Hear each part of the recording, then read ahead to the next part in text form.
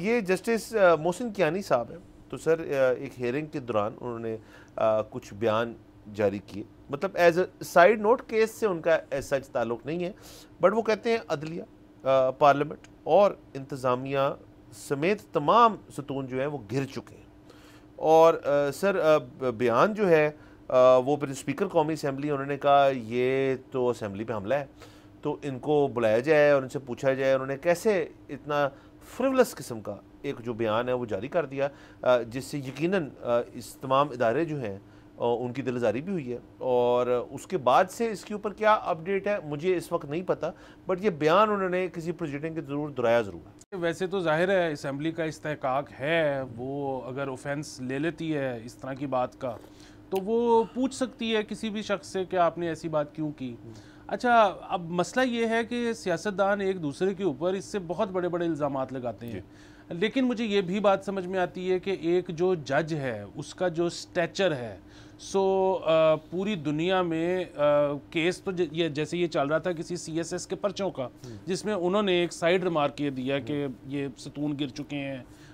45 سال تک کے لوگ جو ہیں وہ اپنے آپ کو ناکارہ محسوس کرتے ہیں، یوتھ سے ہی ہمیں جو ہے نئے آنے والے بچوں سے ہی کوئی امید ہے وہی کچھ کریں گے، اس طرح کی باتیں۔ بات یہ ہے کہ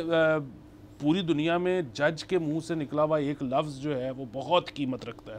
تو اگر آپ اس پیڈسٹل پہ بٹھا کے دیکھیں گے اور پھر ان کو اس طرح سے اسیس کریں گے تو آپ کو شاید لگے گا کہ جو ہمارے اسپیکر صاحب ہیں وہ بہت اوور ری ایکٹ نہیں کر رہے۔ لیکن اب پاکستان جس طرح کا ایک معاشرہ بن چکا ہے، ہم رات کو ٹی وی شوز پہ بیٹھ کے اس سے بہت سنگین باتیں روز کرتے ہیں۔ آپ ڈرائنگ رومز میں چلے جائیں گے تو یا آپ ٹویٹر پہ چلے جائیں گے تو پھر تو پتہ نہیں کیا کچھ ہو رہا ہے۔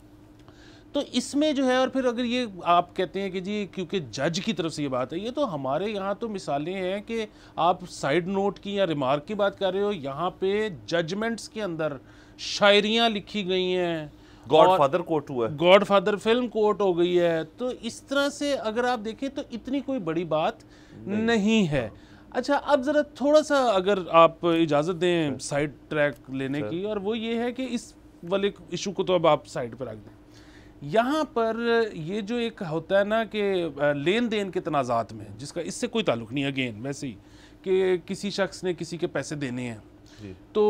وہ ظاہر ہے یہاں پر پیسے نکلوانا ایک بہت مشکل کام ہوتا ہے اور لوگوں کی آپس میں کافی خراب ہو جاتی ہے۔ جس نے پیسے دینے ہوتے ہیں نا وہ انتظار کرتا ہے کہ فائنلی لینے والا کسی دن میرے سے بدتمیزی کرے، کوئی گال گلوچ کرے، اور اس دن پھر وہ کہتے ہیں کہ میں تیرے پیسے دینے تھے، میں نے سوچا ہوا تھا، میں نے انتظام بھی کر لیا ہوا تھا، لیکن اب جو تو نے یہ والی بات کر دی ہے نا، اب نہیں دوں گا۔